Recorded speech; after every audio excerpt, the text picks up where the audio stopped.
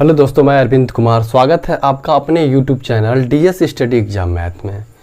तो दोस्तों, हम लोग प्रश्नों को कंटिन्यू करते हुए आइए देखते हैं, ठीक है। और हाँ, इन 3200 पे आपका कमांड ज़रूर बना लीजिएगा। क्योंकि आपके लिए यह रामबाण है। आप किसी भी परीक्षा की तैयारी कर रहे हैं तो यह प्रश्न बहुत ही महत्वपूर्ण है, ठीक है।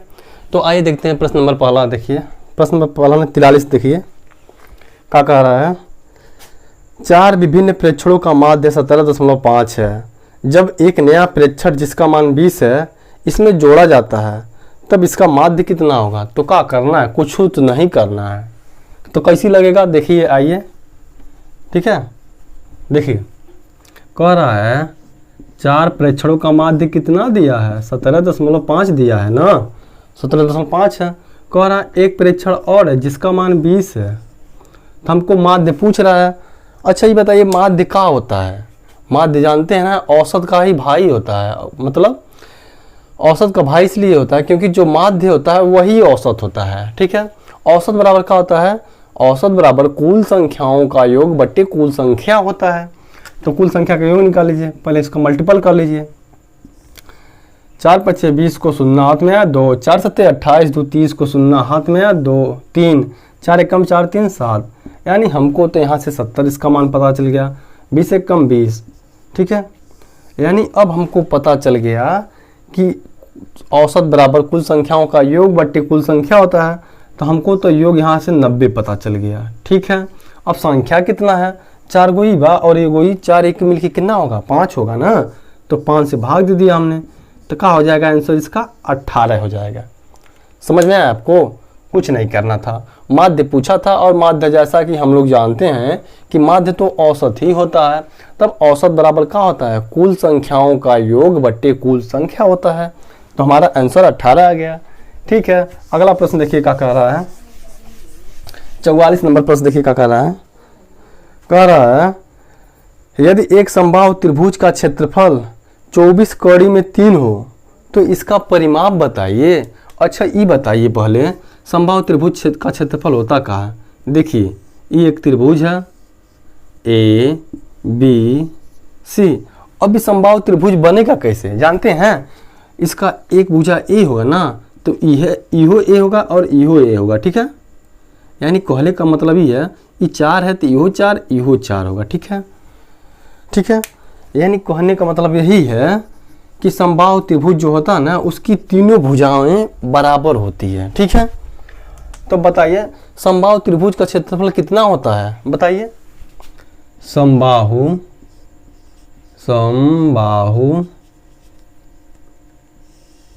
त्रिभुज का क्षेत्रफल कितना होता है बताइए। समबाहु त्रिभुज का क्षेत्रफल कड़ी में 3/4 इंटू भुजा स्क्वायर होता है, ठीक है। अब दिया है, प्रश्न में दिया है कि समबाहु त्रिभुज का जो क्षेत्रफल है ना वो 24 कड़ी में 3 दिया है। अच्छा तो हमने इसका सूत्र क्या होता, पहले कड़ी में 3/4 गुणे भुजा स्क्वायर बराबर का दिया है 24 कड़ी में 3 दिया है, तो हमने लिख लिया। अब भाई 3 से 3 से कट जाएगा, बराबर का साइन है, ठीक है। अब ए स्क्वायर बराबर क्या हो जाएगा, 24 चौका 96 हो जाएगा। अच्छा ये बताइए ए स्क्वायर बराबर 96 है तो ए बराबर कितना होगा, ए बराबर 4 कौड़ी में 6 होगा। अब कैसी होगा तो देखिए 96 काटिए, वर्गमूल निकालिए। 48 दूनी 96, 2 से 24 दूनी 48, 2 से 12 दूनी 24, 2 से 2 छक्के 12, 2 3 6, 3 से 3। अब देखिए ये बताइए इसका जोड़ा और इसका जोड़ा तो बन रहा है, यानी 2 दूनी 4 तो बन रहा है, 4 हो गया। लेकिन इसका नहीं बन रहा, 2 3 6 तो अंदर हो जाएगा, ठीक है। तो ए बराबर 4 कड़ी में 6 आ गया। अब हमसे पूछ रहा है समबाहु त्रिभुज का परिमाप बताइए। तो ये बताइए कि समबाहु त्रिभुज का परिमाप कितना होता है। तो हम जानते हैं कि समबाहु त्रिभुज का परिमाप कितना होता है, 3a होता है। अच्छा ये बताइए जब समबाहु त्रिभुज का परिमाप 3a होता है तो a का मान तो हमने निकाल ही लिया है ना, तो a का मान रख लीजिए 3 गुणे 4 कौड़ी में 6 हो जाएगा। यानी 4 3 12 कौड़ी में 6 हो जाएगा। कोई परेशानी आपको? परेशानी देखिए भाई, समबाहु त्रिभुज कैसे होता है? एक त्रिभुज हमने बना लिया, इसका समबाहु त्रिभुज का रूल रेगुलेशन जानते हैं क्या होता है? इसकी तीनों भुजाएं बराबर होती है, ठीक है। अभी बताइए समबाहु त्रिभुज का क्षेत्रफल क्या होता है? तो हम जानते हैं कि समबाहु त्रिभुज का क्षेत्रफल कौड़ी में 3/4 गुणे भुजा स्क्वायर हुआ होता है, लेकिन हमको दिया है समबाहु त्रिभुज का क्षेत्रफल 24 कौड़ी में 3 दिया है, तो हमने कौड़ी में 3/4 गुणे भुजा स्क्वायर को लिख लिया बराबर 24 कौड़ी में 3 लिख दिया। अब कौड़ी में 3 कौड़ी से 3 कट गया, अब ए स्क्वायर बराबर का हो जाएगा 24 चौका 96, तो ए बराबर 4 कौड़ी में 6 हो गया। अभी बताइए समबाहु त्रिभुज का परिमाप पूछा था, तो अब समबाहु त्रिभुज का परिमाप का फार्मूला क्या होता है? तो समबाहु त्रिभुज का क्षेत्रफल का फार्मूला 3a होता है। अब 3 तो हमने लिख दिया और a का मान तो हमने पहले ही निकाला है, तो 4 कड़ी में 6 हो जाएगा। तो आंसर हमारा गया 4 3 12 कड़ी में 6, ठीक है। अगला प्रश्न देखिए, अगला क्या कह रहा है, ठीक है। अगला देखिए क्या कह रहा है, ठीक है। अगला है 45 नंबर। यदि कोई व्यक्ति किसी पंक्ति में दोनों ओर से 14 स्थान पर है तो पंक्ति में कुल कितने लोग हैं? अच्छा ये बताइए, ये तो रीजनिंग का सवाल है। मान लीजिए ये पंक्ति है, पंक्ति है कि नहीं है? अब यहाँ कोई एक व्यक्ति है, व्यक्ति बना लिया जाए, व्यक्ति नहीं है मतलब व्यक्ति बना लिया जाए, ठीक है। अब यहाँ से आदमी है, ठीक है। अभी कह रहा है कि इधर से भी 14 नंबर पे आ रहा है और इधर से भी 14 नंबर पे आ रहा है, तो हम क्या करेंगे? हम 14 दूनी 28 कर देंगे, 14 14 जोड़ देंगे, -1 कर देंगे। क्यों -1 करेंगे? कहें कि भैया आदमिया तो एक है गोवा ना, आदमिया एक है, लेकिन दो बार गिना, लेकिन 2 बार इसको गिना जा रहा है। देखिए इधर से भी गिना जा रहा है और इधर से भी गिना जा रहा है। आदमी एक है लेकिन 2 बार गिन रहे हैं, तो -1 कर देंगे, 27 आंसर हमारा आ जाएगा, ठीक है। इसका कौन सा ऑप्शन है? ऑप्शन नंबर डी सही है, ठीक है। अगला देखिए, अगला क्या कह रहा है, 46 नंबर प्रश्न देखिए। कह रहा है एक 90 मीटर लंबी ट्रेन 15 मीटर प्रति सेकंड की चाल से 15 सेकंड में एक पुल को पार करती है। अच्छा, तो पुल की लंबाई का पता लगाएं। अच्छा, लंबाई क्या होता है? दूरी होता है ना, तो दूरी बराबर क्या होता है? दूरी बराबर क्या होता है? दूरी बराबर चाल गुणे समय होता है ना, दूरी बराबर चाल गुणे समय होता है। अब चाल भी हमें दिया है 15, देखिए 15 मीटर प्रति सेकंड की चाल से 15 सेकंड में पार करती है, यानी चाल भी दिया है 15 और समय भी 15 दिया है। तो ये बताइए, जब हमको चाल भी पता है और समय भी पता है तो हम दूरी नहीं निकाल सकते हैं? तो दूरी बराबर क्या होता है? चाल गुणे समय, 15 15 है हमें 225, ठीक है। यानी यहाँ से तो आपको पता चल गया कि कुल दूरी कितना है।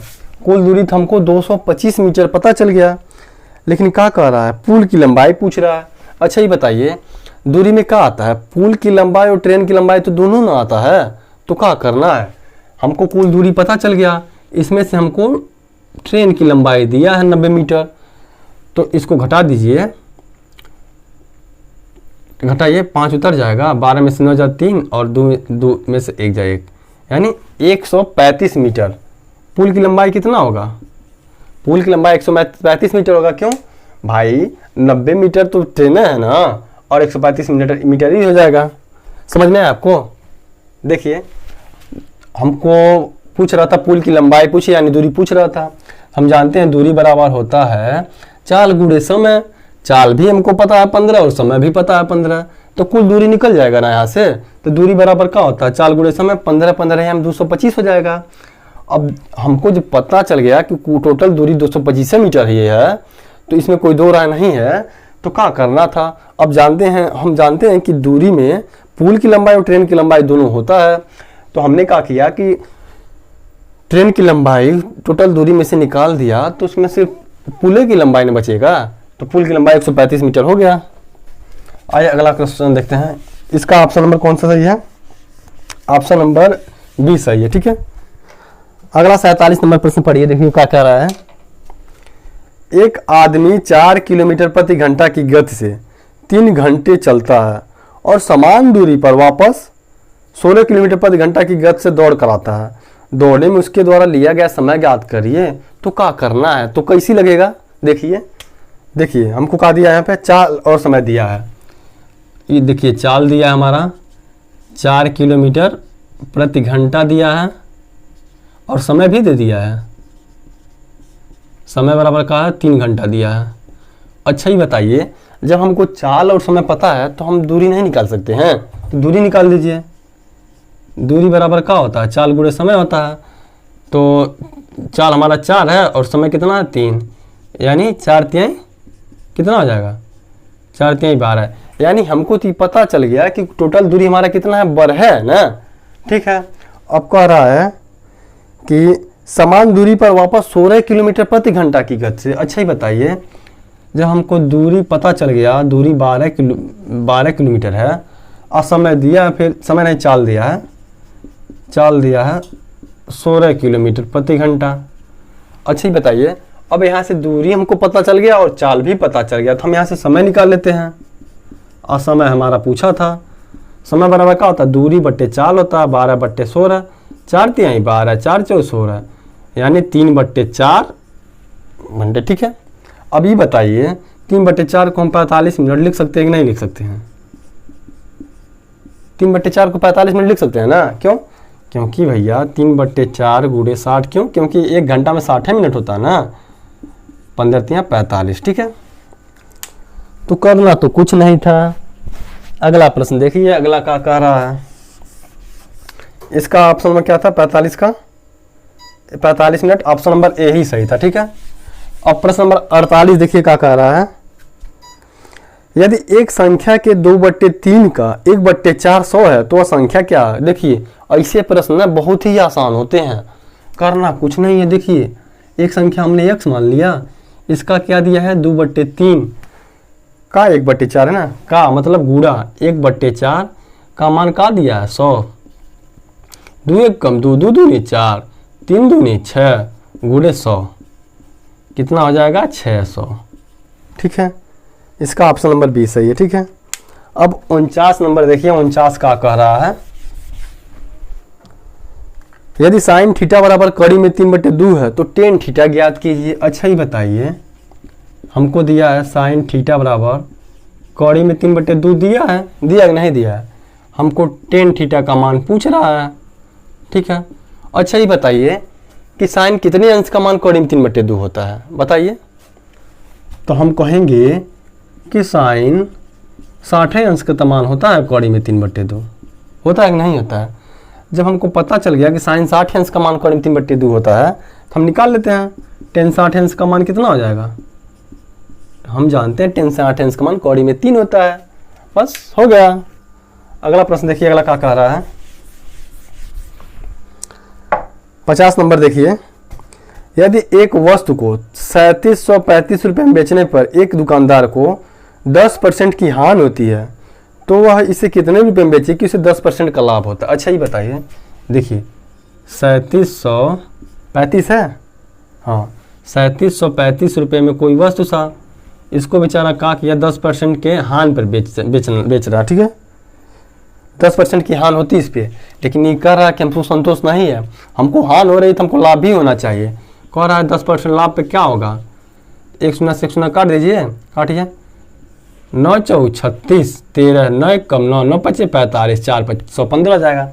अब 415 में 11 का गुणा कर दीजिए, 11 5 55 को 5 हाथ में आया 5, 11 कम 11 5 16, ठीक है हाथ में आया 1, 11 से 44 से खसिलवा 4565 रुपये हुआ कि नहीं हुआ? इसका ऑप्शन नंबर कौन सा सही है?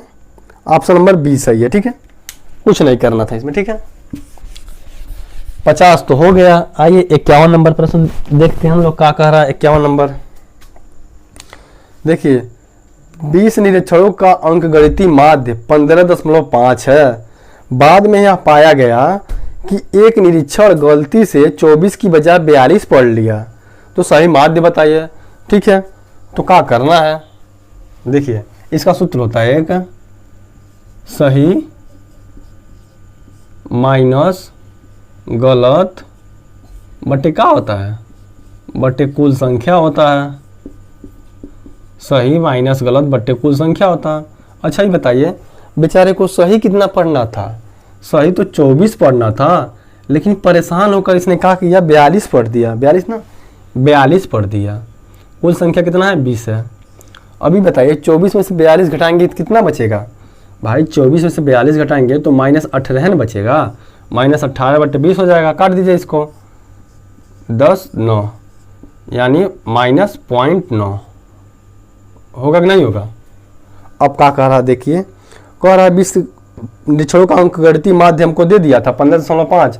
तो भाई 15.5 में से हमको क्या करना है, 0.9 घटा देना है।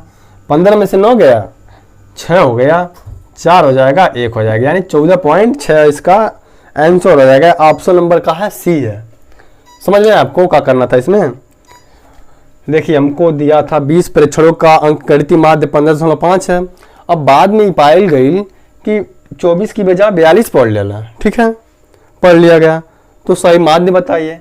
तो इसका सूत्र होता है, जानते हैं, सही माइनस गलत बट्टे कुल संख्या होता है।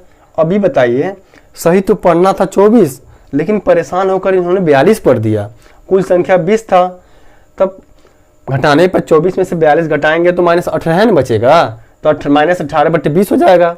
अब 9/10 का -9/10 का पॉइंट -9 हो जाएगा, ठीक है। अब इसको हमने घटा दिया, आंसर आ गया हमारा, ठीक है। अब देखिए अगला नंबर क्या कह रहा है।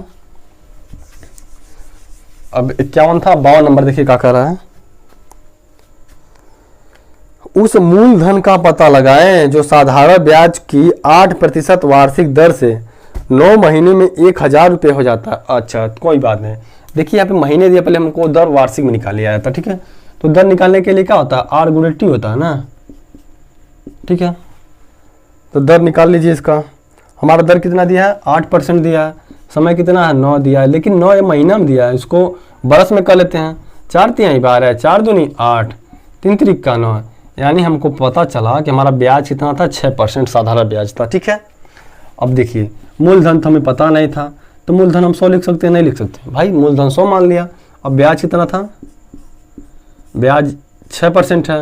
अब बताएं मिश्रधन कितना होगा, मिश्रधन कितना होगा भाई, मूलधन प्लस ब्याज होता है मिश्रधन ना, 106%, ठीक है, समझ आया। देखिए ब्याज मिश्रधन नहीं पता आपको, देखिए हमारे पास मान लीजिए 10 रुपया था, ठीक है, ये हमारे पास मूलधन था, कुछ ब्याज की दर से हमारे पास ये कितना हो गया, 15 मिश्रधन, ठीक है।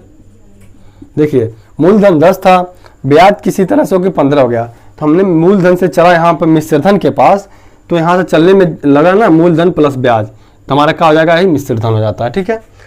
तो अब ये बताइए मूलधन प्लस ब्याज हो गया, तो हमको क्या पूछ रहा है, मूलधन कह रहा है, मूलधन कितना होगा, टोटल हमारे पास कितना था, टोटल हमारे पास 1000 ना था, 1000 बट्टे मूलधन चाहिए, तो 106 बट्टे मूलधन 100%, 100 हो गया।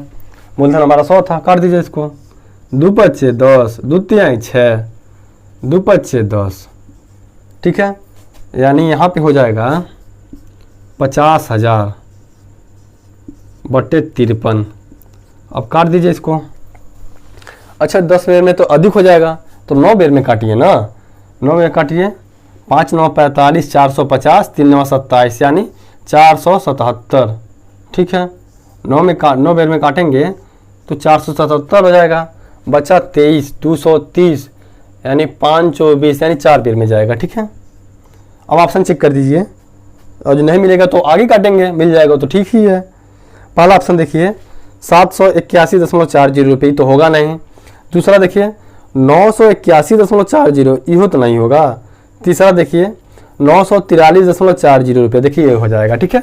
2 अंक मिला, अब 3 बार में जाएगा तो 943.40 रुपये हो जाएगा, आंसर हमारा हो जाएगा, ये ऑप्शन नंबर सी, ठीक है। तो कुछ नहीं था। अगला प्रश्न देख लीजिए, अगला क्या कह रहा है, अगला पढ़िए प्रश्न 53 नंबर पर पढ़िए। 5 लीटर चीनी के मिश्रण में 6% चीनी है। अच्छा देखिए 5 लीटर चीनी था, इसमें 6% चीनी है, ठीक है। अब क्या कह रहा है, उसमें से 1 लीटर पानी भाप बन जाता है। अब कह रहा है टोटल तो 5 लीटर था, अब 1 लीटर उड़ गया, भाप बनकर 1 लीटर उड़ गया तो कितना बचेगा 4। तो कह रहा चीनी का प्रतिशत बताइए, तो परसेंट से परसेंट काट दे दीजिए, 5 छक 30/4 कहा हो जाएगा 4 सत्ते 28 और 2 बचा 4 पचे 20 यानी 7.5%। ऑप्शन नंबर इसका 20 सही होगा। ठीक है दोस्तों, आशा है आप लोगों को समझ में आया होगा। ठीक है, अगली क्लास नेक्स्ट में मिलते हैं हम लोग।